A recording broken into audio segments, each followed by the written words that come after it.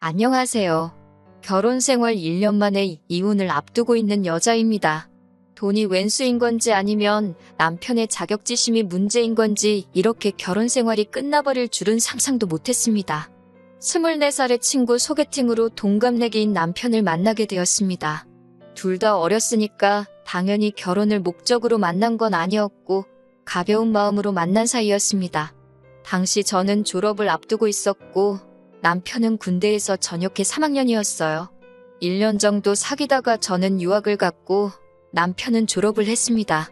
그 무렵에는 제가 귀국을 할지 안 할지 정해지지가 않아서 헤어진 것도 사귀는 것도 아닌 애매한 사이로 지내고 있었어요. 그러다 제가 대학원을 마치고 한국으로 취업을 하면서 귀국을 했고 남편도 그 사이에 직장을 잡았습니다. 그렇게 다시 만나게 된 저희는 2년 정도의 연애를 하고 결혼까지 하게 되었습니다. 무엇보다 그 긴 시간 동안 마음 변하지 않고 한자리에서 저를 기다려준 모습이 너무 좋았어요. 제가 해외에 있는 동안 남편의 존재는 많은 위로와 위안이 돼주었고 그렇기에 저희 부모님도 남편을 무척 마음에 들어 하셨어요. 하지만 막상 결혼 준비를 하면서 시댁이 많이 어렵다는 사실을 알게 되었습니다.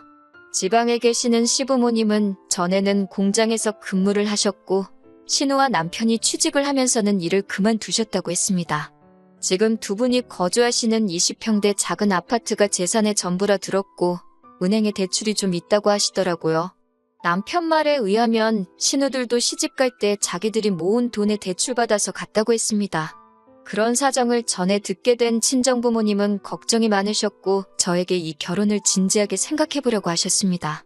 저희 친정이라고 해서 유난히 재산이 많거나 그런 건 아닙니다. 하지만 사업을 하셨던 저희 부모님은 노후 준비도 다 되어 있으시고 서울과 경기의 아파트도 두 채 가지고 계셨습니다. 시댁과 비교했을 때는 확실히 나은 조건이기는 했어요. 친정부모님은 결혼 생활이라는 게 사랑만으로 하는 건 아니라고 잘 생각해보고 결정하라 하셨지만 저는 그때만 해도 오히려 친정부모님이 야속하기도 했어요.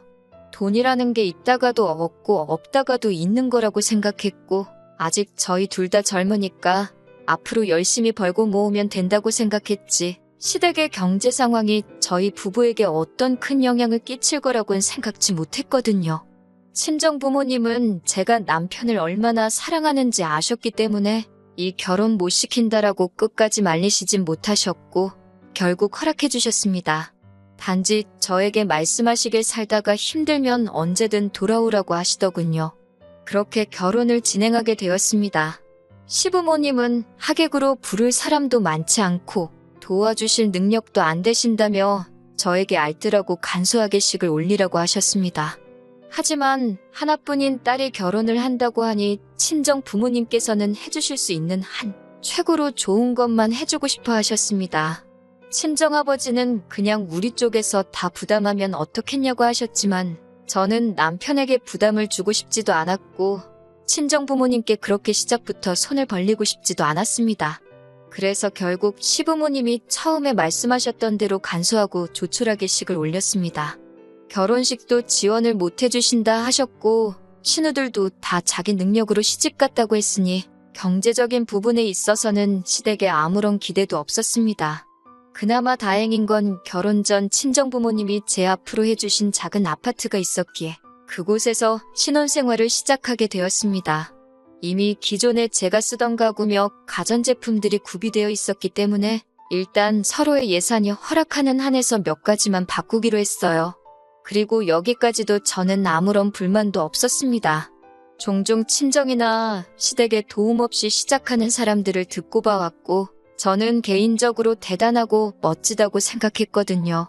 그에 비해 저희는 집도 준비되어 있었고 그 때문에 아낄 수 있는 부분이 많았기 때문에 여러모로 이미 유리하게 시작해서 다행이라고 여겼습니다.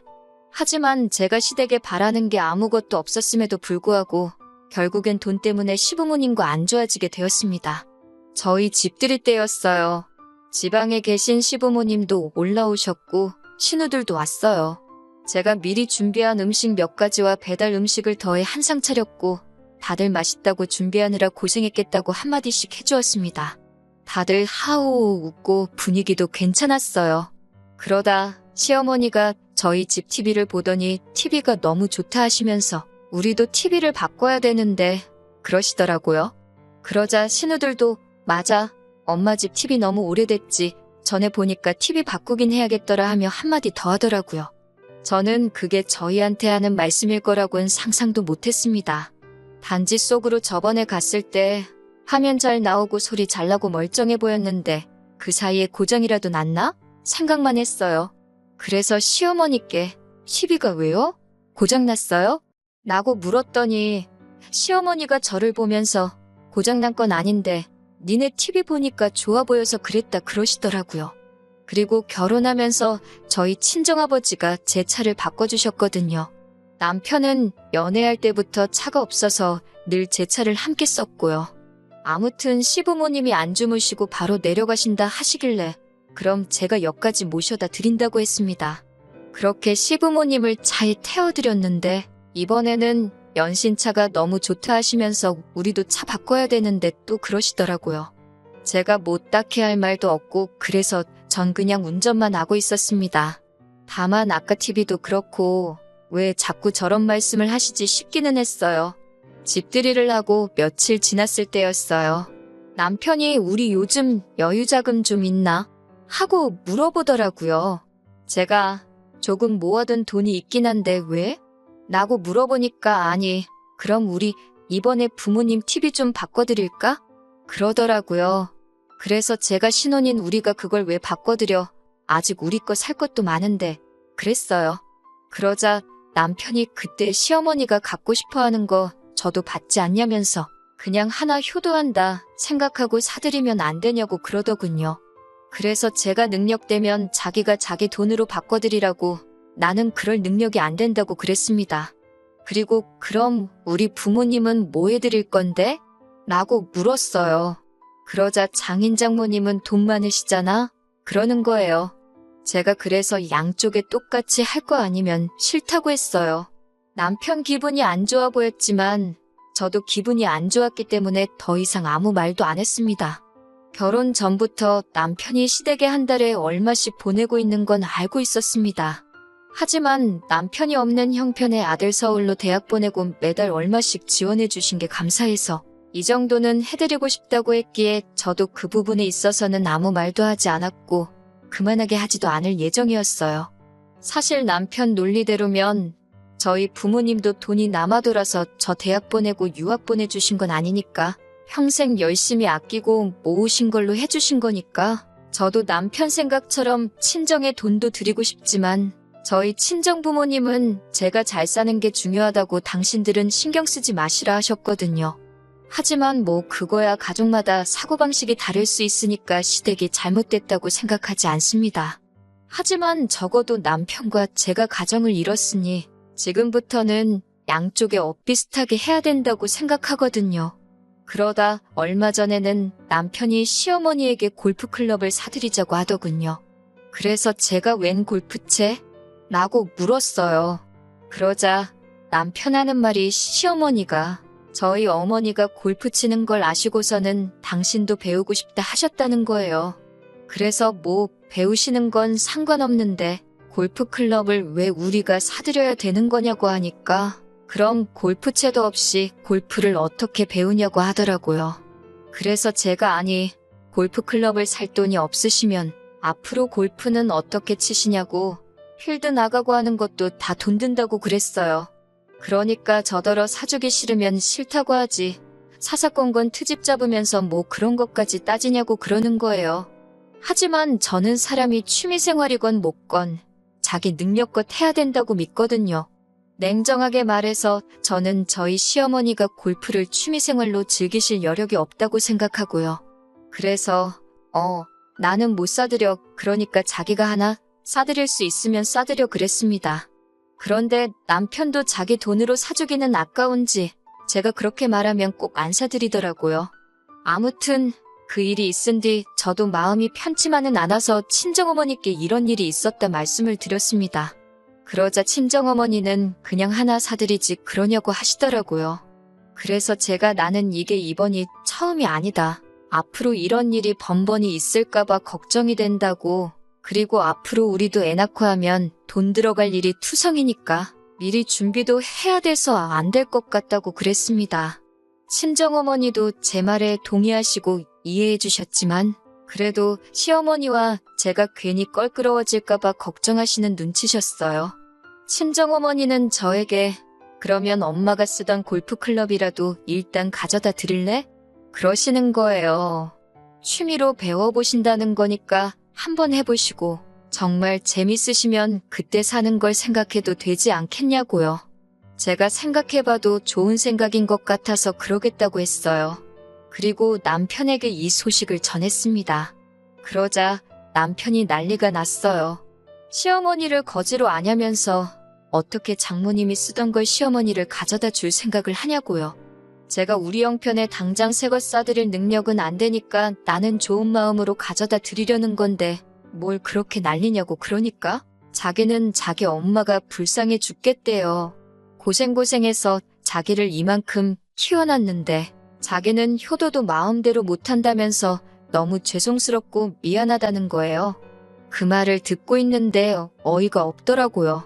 그러면 결혼은 뭐하러 했냐고 그냥 시어머니 옆에서 효도나 하고 살지라며 제가 뭐라고 했습니다. 그러자 남편이 한다는 말이 능력 있는 며느리가 있으면 더 잘해드릴 수 있을 줄 알았다는 거예요. 그런데 있는 사람이 더하다면서 저더러 너무 인색하다는 거예요. 진짜 이 말 듣는데 나한테 뭐 돈 맡겨놓은 거 있나 싶더라고요. 제가 시부모님이 날 키웠냐, 널 키웠지. 왜 나한테 그런 걸 바라냐고. 그러니까 자기는 장인장모님한테 아들 같은 사위가 되려고 하는데 너는 너무 선을 긋고 있는 거 아니냐는 거예요. 그래서 제가 우리 부모님이 우리한테 뭐 사달라고 해달라고 한 게 하나라도 있냐고 물었어요. 이 집도 친정 부모님이 안 해주셨으면 어쩔 뻔했냐고요. 그러자 남편은 더 가관인 말을 하더라고요.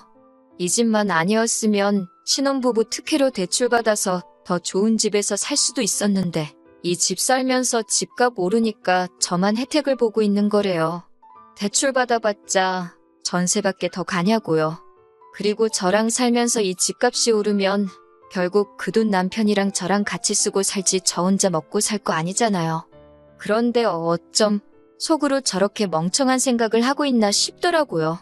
그날 이후로 남편과는 뭐 필요한 대화만 하면서 며칠을 지내게 되었는데 남편이 너무 찌질하고 자꾸 부담 주는 시부모님도 불편하고 이혼만이 답인 것 같더라고요.